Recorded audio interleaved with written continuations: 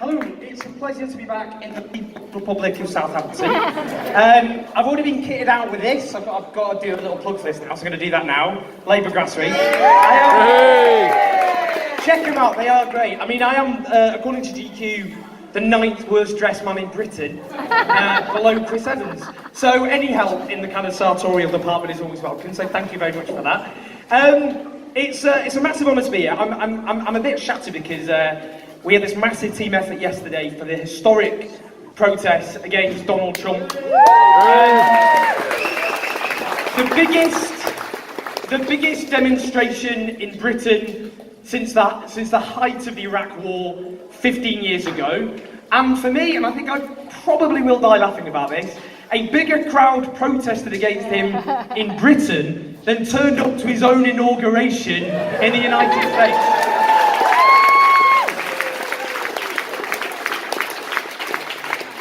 It's going to get through, isn't it?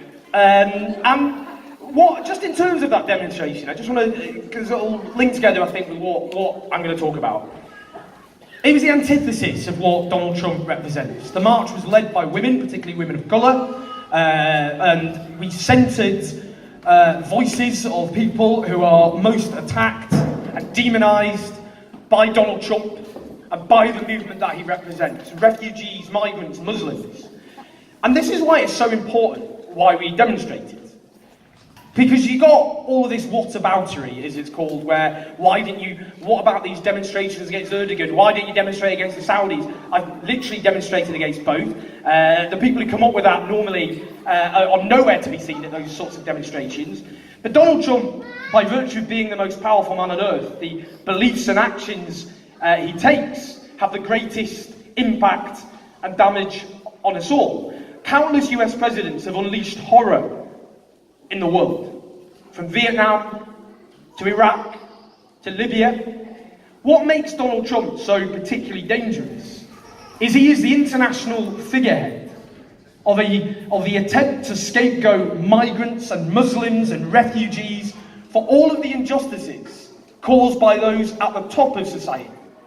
And what he has done with his election, of course, is legitimise and embolden racists and fascists all over the Western world. Ever since the financial crash, when the bankers plunged us into calamity, a decade ago now, a lost decade, with ruinous consequences for hundreds of millions of people, all over the Western world, charlatans, elite politicians and demagogues have attempted to blame and scapegoat Muslims, migrants and refugees for all of the injustices that people suffer as a consequence of that crash.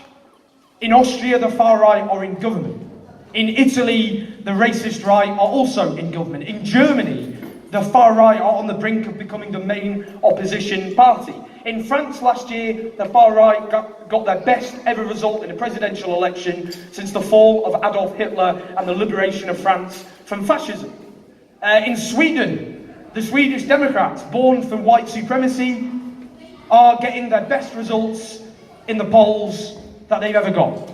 And in this country today, fascists are marching on the streets of London and they are holding placards supporting Donald Trump because they feel legitimised and emboldened. If we don't fight back against the racists, against the fascists, then you don't need to know much about history to see what can happen. The calamity that was unleashed in Europe decades ago, when tens of millions of people were exterminated, murdered, in a genocidal war of annihilation, as our ancestors fought to defeat a far right whose ideological descendants are now the strongest they've ever been since the fall of the Nazi regime. And it's easy to say it will never happen again.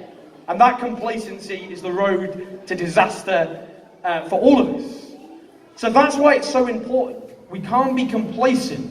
It's particularly if there was another economic crash after the misery of the last one, then the far right are in a strong position to benefit from the anger and disillusionment and frustration that so many people feel.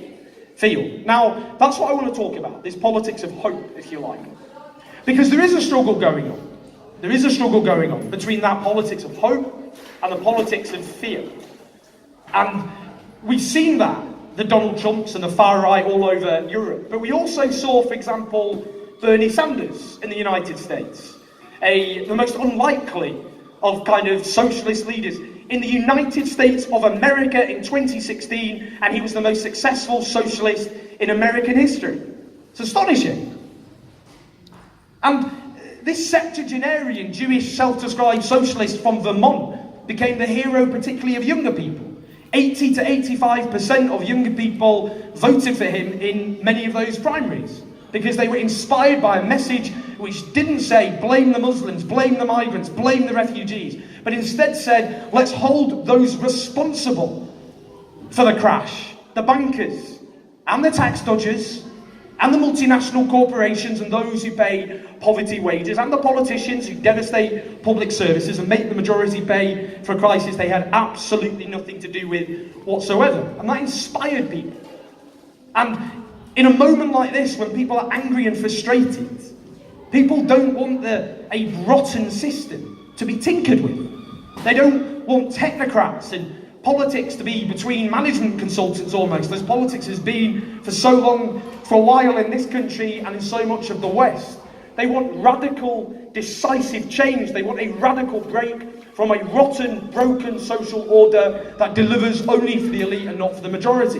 And we've seen elsewhere across Europe, we've seen, and I know I've met at least one Spaniard here today, the rise of Podemos in Spain, which means we can. And Podemos, a party which was born from the Indignados, a movement which emerged in 2011 as a street movement at a time when Spaniards were being absolutely devastated by the crash. Hundreds of thousands of families thrown out of their homes, where most young people were out of work, where living standards were being decimated. And before, all of a sudden, millions of Spaniards protested and took to the streets and occupied squares across Spain. There was this prevailing sense of despair. If you read reports from before May 2011, there was this sense of, if you read newspaper articles, they were debating, why are Spaniards taking this? Look at all the misery they're suffering as a result of the crash. And then all of a sudden, and you can see how history suddenly changes quite dramatically, millions of Spaniards did take to the streets. And out of that, off the back of it, this party, Podemos, was born. And within just a year and a half, 2 years of existence, became one of the three main political parties in Spain, offering again an alternative to cuts and the devastation caused by the bankers' crash. We've seen in France again, Mélenchon, a left candidate who was nowhere, and then during the French presidential election, at the beginning, Marine Le Pen, the fascist, she was leading amongst younger people. She was the preferred candidate of French people under the age of 30. French young people who'd again suffered the consequences of the crash, the lack of decent affordable housing, the lack of decent jobs, and that politics of scapegoat, of blame the Muslim, blame the refugee, blame the migrant. But Mélenchon offered something different and managed to win the support of younger people. And of course here, it looked pretty bleak for a while. After 2015, I remember that exit poll. I remember that night. I'm sure we've all got memories of the 2015 general election. But I remember it actually, because it was just, I was on 5 Live, remember this, it was Nicky Campbell. And I was pretty depressed at 8 AM in the morning, I'm not going to lie. And by then it was clear there was going to be a Tory majority, so that really was depressing. And Nicky Campbell got me to do it, and I was like, I just want to go home and rock in the fetal position, dribbling. And he said, what did he say? He said, oh, by the way, Owen, we've got Ian Duncan-Smith down the line. He didn't tell me that in advance, so I was like, oh, this is actually a parallel universe of hell. And then Ian Duncan-Smith, Nicky Campbell said, so I'm here with your old rival, Owen Jones. You must be delighted. Ian Duncan-Smith just went, I wake up screaming hearing that sometimes, I assure you. But what changed again? What did we see back in 2015?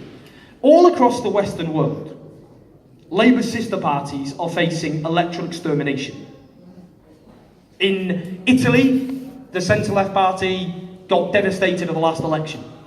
In Germany, the Social Democrats got their worst ever result in the last general election. 20%. In the opinion polls now, they're down to about 16%. The fascists are beating them.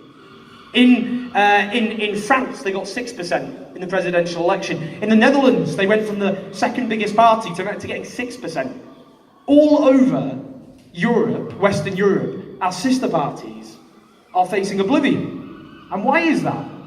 That's because they've remained committed to a politics of accepting austerity, saying maybe we won't go quite as far as the other lot. Austerity light, whatever you want to call it. Of talking about tinkering, of mild reforms, if you like, when people's everyday lives have become so precarious and insecure, where younger people face a worse lot in life than their parents for the first time in generations. And that doesn't work with people. And they leave a vacuum, and that vacuum is often filled by the extreme and the racist right. Because they tell people, no, the system is broken, let's get rid of it. And let's get rid of it and attack the immigrants and Muslims and the politicians who caused all of that to happen. Rather than saying, actually, we need a radical, decisive break from a status quo that benefits the elites at the expense of the masses. And that's why Corbyn's Labour Party is the exception. Look, we hear all the time, we didn't win the last general election. Oh, the amount of times I've heard that. I mean, Labour got one of its worst results in post-war history in 2015. It lost Scotland. It's like the Tories losing their home counties. It was going through what many other parties like Labour were going through across Europe. Losing support to the populist and to the xenophobic right, in our case UKIP, to civic nationalists, in our case the Scottish National Party, and to more parties positioning themselves to the left, in our case the Green Party, crumbling in every single different direction. And the argument after that general election by the original three candidates was that we had to shift to the right on the economy, on social security, on immigration.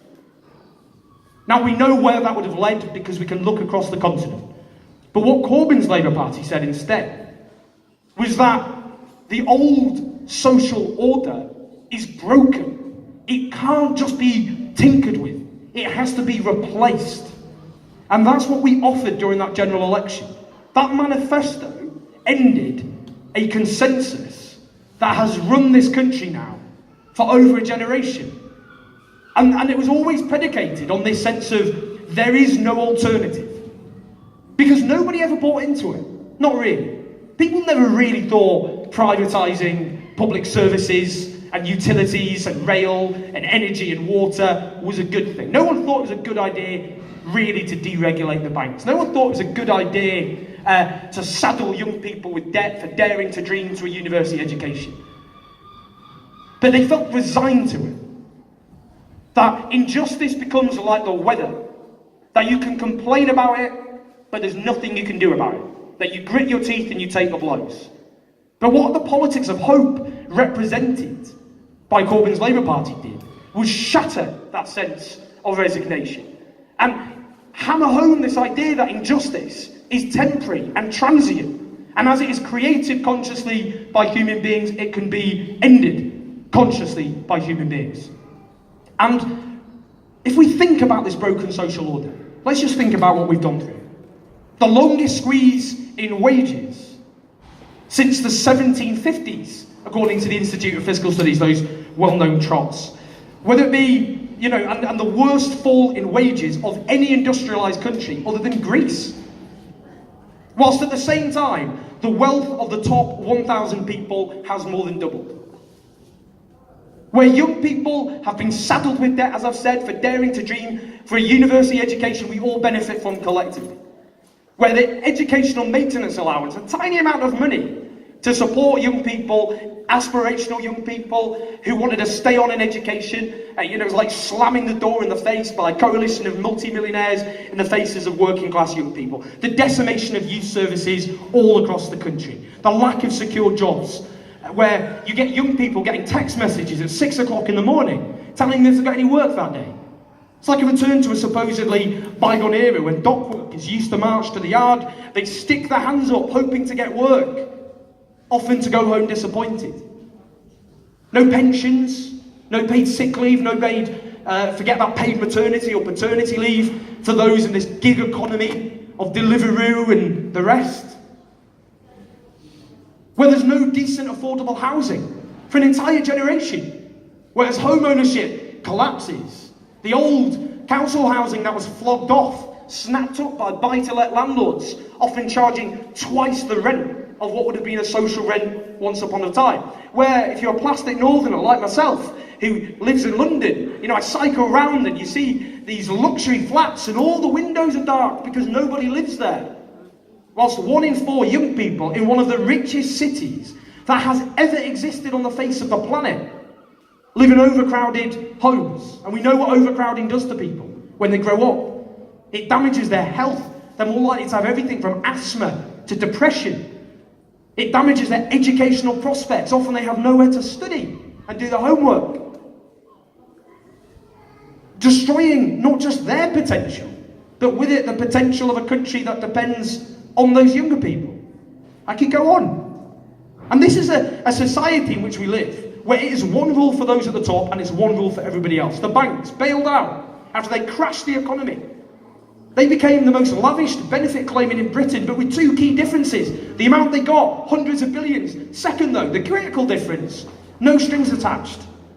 All that money. And yet they carried on paying more bonuses than every country in the European Union put together. They didn't lend to small businesses and so on, helping to choke off recovery from a disaster they had caused.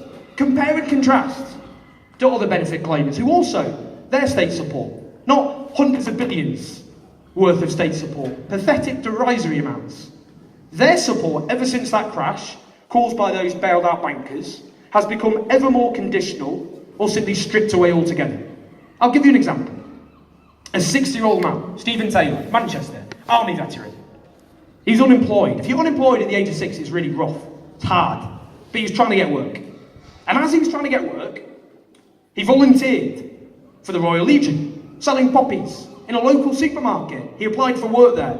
He didn't get it. He had his benefits stopped, sanctioned, for 4 weeks, on the basis his volunteering for the Royal Legion showed he wasn't trying hard enough to get work. That's the society we live in. Bankers can plunge this country into an economic calamity which a decade later we still suffer the consequences of. Like tens of millions of people have suffered because of that.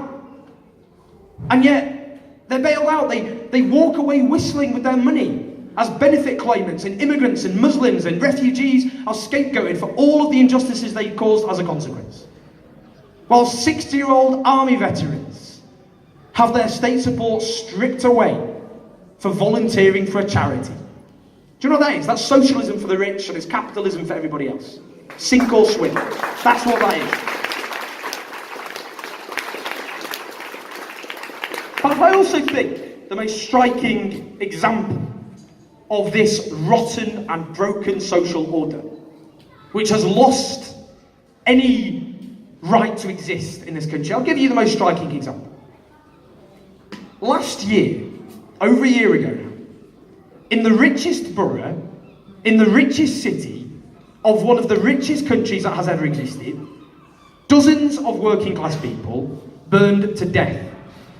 They burned to death after many of them had already warned of what would happen, where there had been warnings, but we live in a society where working class voices are ignored and marginalised and demonised, where cladding was chosen, which was cheaper and flammable, where fire safety regulations weren't in place, because that's red tape, where fire sprinklers weren't installed, because that costs money. That is a society that doesn't just put profit ahead of the needs and aspirations of the majority. That is a social order that puts profit ahead of people's lives. And that itself sums up why this social order has forfeited its right to exist. Back in the 1970s, that old, when Attlee's consensus of a welfare state, of public ownership, of higher taxes on the rich, that began to crumble after the oil shock and an international economic crisis and so on. And the right always used the winter of discontent as their symbolic moment of when that consensus was collapsing. A kind of horror story to frighten younger people with, if you like. But that sums up that Grenfell calamity, that completely, not a tragedy, It was, as John McDonnell and others have said, social murder, people killed as a consequence of an unjust, broken social order. That sums up, in the most extreme form, what is wrong with this society. And that is why that Labour manifesto was a start. We're going to go further. We've got to go further. But to ask the top 5% to pay a little bit more money, and those booming corporations to pay the same amount of corporation tax they're paying under David Cameron and George Osborne, as it turns out, so that we can invest in our public services. So the NHS isn't plunged into humanitarian crisis, as the Red Cross put it last year. So that we can invest in education, so the potential of young people is unlocked. So we can build the housing that this country needs. That we can introduce a living wage. We will look back in horror one day at the idea that anyone could get up in the morning and earn their poverty every single day. That we can abolish tuition fees, that young people shouldn't be saddled with debt because they dare to dream to that university education. That we can bring our utilities under the public ownership of people in this country, rather than being run by profiteers who have run those services down to the ground because all they care about is their shareholders and their dividends. That's what we can do. And we saw in that general election, and you can see it knocking on doors. You can see there is no alternative, that resignation falling from people's eyes almost. People suddenly had something they could believe in. They weren't voting against the Tories. They were voting for Labour because there was an inspiring alternative. And for many people, a whole generation, they never even heard of these things. These have been completely banished from what was seen as politically acceptable or viable. Now, there's just a couple of other things for a wrap-up. Firstly, we don't know when this coalition of chaos will fall and we can get strong and stable government under Jeremy Corbyn and the Labour Party. We don't know when that will happen. We know that this government is disintegrating day after day. It's like the end of a Quentin Tarantino film that never ends. They are disintegrating. The only thing that possibly unites them is terror of a socialist government which will finally end the Thatcherite experiment which has blighted this country for the last generation. That's the only reason they're still in power in any shape or form. But we could have an election in November. It's not out of the question. Could be one next May. That's why we've got to be prepared. We are the biggest political party in the Western world. We have a mass membership of hundreds of thousands of people. Now, what I've been doing with Momentum, which played an inspiring role in that general election, mobilising people, their videos, reaching people, particularly inspiring younger people, what we've been doing with Momentum is an unseat campaign. And what the unseat campaign is about is going to what were Tory safe seats, because the two things that happened in the last general election is we won for the first time in history what we can only describe now as the Socialist Republic of Canterbury and the People's Republic of Kensington. So we did win those, that was good. But also, as well as that, we turned Tory safe seats into marginal seats. Like Boris Johnson's seat. Boris Johnson, that international embarrassment. A joke without a punchline.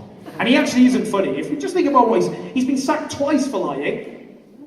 If he wasn't to be honest, let's be honest, an Eton educated, privileged white man, he'd have never have got to where he was in the first place, and he was kept in place as a consequence. He was sacked twice in the past by a newspaper and by a previous Tory leader for lying.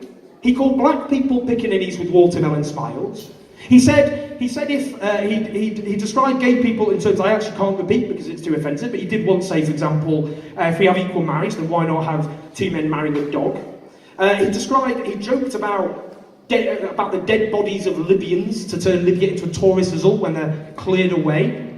Those who had died as a consequence of a calamitous war that our government, of course, was directly complicit in. And somebody who repeatedly mocked and ridiculed his own Prime Minister, who never sacked him, not once. But his majority went from 10,500 to 5,000. We've been there, hundreds of us, twice, knocking on doors, talking to people. And we know that if we campaign, and we reach out and win over hearts and minds, then we will hear those magic words in the next election: Uxbridge and South Ruislip, Labour gain. And can you imagine the look on his face when we see that?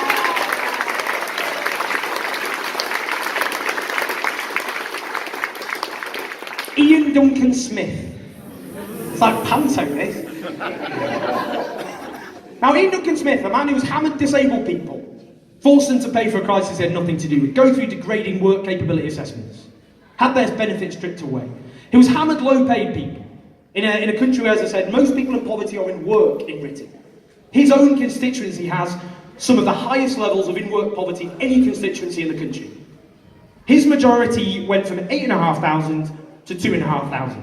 And if we keep campaigning, and we're going to get a fantastic candidate, I hope, there. If we keep campaigning, then we will hear those magic words, Chingford and Woodford Green, Labour gain. Stephen Crabb, another man in Wales, his majority, another Tory, 4,500 to 300. In Putney, Justin Greening, 10,000 to 1,500. I'm such a nerd, remember those majorities. And of course, just nearby, Southampton Itchy. Now what's the majority there? 34. 31. Not as much of a gig as I thought. 31. The narrowest margin of any marginal in the country, which is why I'm delighted to announce that soon, Momentum, I will be here with them, campaigning to unseat that Tory, and in its magic words, Southampton Itching, Labour gain. But enough clapping, you've all got a promise to be there, okay? Yes? Yeah. Correct, and bring some friends. We're going to have a mass day out, we're going to campaign, and we're going to win, and we'll get a date soon to commit to do that. Just to wrap up. What I always end by doing is this, because for me this is how I understand social change. Everything we have, all the rights and all the freedoms we have, were not given to us as acts of generosity and charity by the powerful. Women didn't win the vote one day because the elite woke up and thought, oh, I'm feeling really generous, I'll give women the vote for a laugh. Everything we have, all the rights and all the freedoms, were won by the struggle and determination of those from below. Whether it be the early trade unionists who fought for the rights and freedoms of working people, like the Tolpuddle martyrs, not so far away, ish, in the right region, who tried to set up a trade union and were transported to Australia, and hundreds of thousands of people took to the streets in the biggest demonstrations that this country has ever seen at the time. Whether it be the Chartists, the world's first great working class political movement that fought for the rights of working men to have a say over the future of their country. The suffragettes, now lauded as secular saints, but in their time reviled, hated as anarchists and terrorists, dragged from protests, thrown into dirty cells with tubes forced down their noses. Whether it be those who fought for the NHS and the welfare state in the teeth of overwhelming opposition from the powerful. Whether it be those who fought racism and sexism and homophobia, who were battered by police officers and spat at in the streets. We stand on the shoulders of giants. Everything we have, won, including by people in this room, by our mothers, our fathers, our grandmothers, our grandfathers, and our ancestors before them. We owe it to them for all that we have today. And the reason it's important to remember that is because at the time, it was lonely and hard and difficult. It seemed that change was impossible, that it would never happen. That history damns their persecutors and vindicates them. And it shows that social change isn't a case of victory, success. Victory, success. It's often defeat, setback, and then victory. And that's a reminder that there will be difficult and dark times ahead. But with the memory of that tradition of struggle, which is passed from generation to generation, it reminds us that the injustices that don't just scar our society, but define our society, can end if we have that determination and courage and solidarity.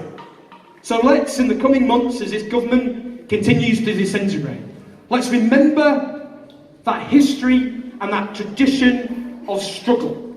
Let's fight not just to get Jeremy Corbyn as Prime Minister and a socialist Labour government, but also to end this broken and unjust social order once and for all. That we